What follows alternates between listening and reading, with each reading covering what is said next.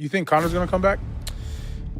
I hope so, because he's fun. You know, I hope he comes back. But I think, honestly, like when boxers come back from a long layoff and they come back from a loss, one thing that boxers do that's smart is they have a tune-up fight.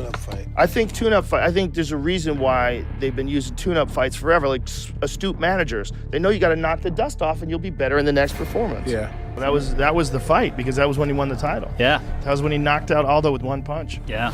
Fuck. Then he said he was going to knock him out with one punch. He literally said, he goes, He said how he was going to do it. It'll be too aggressive. The left hand will catch him. And he got him. He did it. Fucking it was Mystic Mac. That was the early days when he was saying the round that he was going to beat people. I know. It was right. Awesome to watch. Yeah, man. You know, he's talking about fighting Kamaru Usman. Like, ooh, be careful what you ask for. Really? Be careful what you ask for. Usman is a big man, and he is top of the food chain right now. Yeah. That's the best pound-for-pound fighter alive is Kamaru Usman, and he's a natural 170. You got to remember, Conor McGregor won the title at 145. Fucking hell, that's small. And then he went up to 155, and he knocked out Eddie Alvarez. He became the champ. So he's consecutive, concurrent, holding two titles concurrently.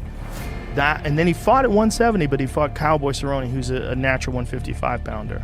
And, you know, no knock on Cowboy. And Cowboy's beat a lot of good 170-pounders. He's an elite fighter. But Usman's a different thing. That's a different peak. There's no oxygen at the top of that mountain. Shit. You know, that's as good as it gets ever at 170. I would put Kamaru Usman up against any 170-pound fighter that's ever lived. I mean, I'm not saying that he would beat Georges St. Pierre. I'm not saying he would beat all of them, but he might beat all of them. He might be the best that's ever been at 170. He's as good as they get. He's got ferocious knockout power. He's elite at wrestling. Nobody puts him on his back. Colby Covington got a very quick takedown. Daniel Cormier called it a takedown. He's a world-class wrestler. He said it's a takedown. I say it's a take. The only guys ever, but it was very quick. And Usman right back up to his feet. What about Khabib? The wrestling. Well, that's a different weight class. Oh, it is. Khabib's 155. See? Me being an idiot again. No, you're not an idiot. Just to add a question. But Kamaru is as good as anybody has ever been at 170. And he also has one-punch knockout power.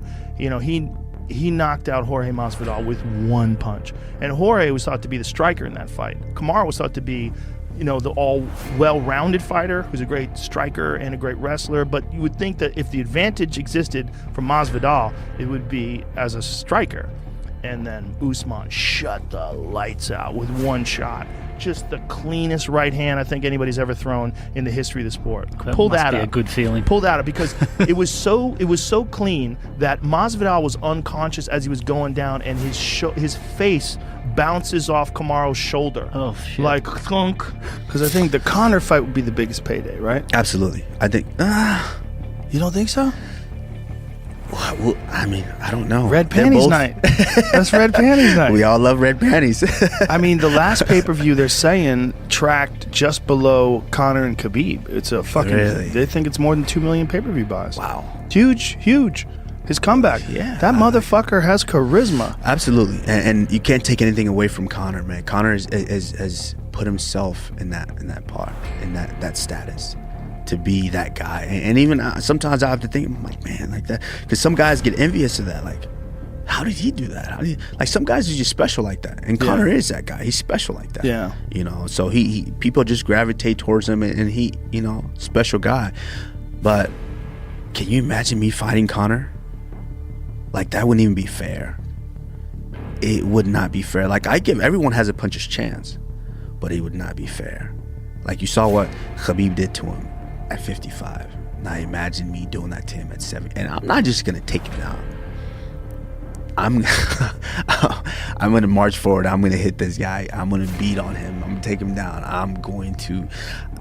I would do some bad things to Conor, and not just because it's not that I don't like the guy. I mean, Conor's Conor. You just think that he's a natural 55. Yeah. And he fought at 45, and you'd have to chop 45, both your like, fucking legs off to make 45. When they say impossible, that's absolutely impossible. Literally impossible. Impossible. Yeah, you'd have to get a tapeworm. Yeah, it would be bad. Like, you ever seen me at weight, get down to weight? Yeah. I look real African, don't I? You look very thin. Well, I mean, you see how Joe said that you're very thin. I can tell you're sucking a lot of water.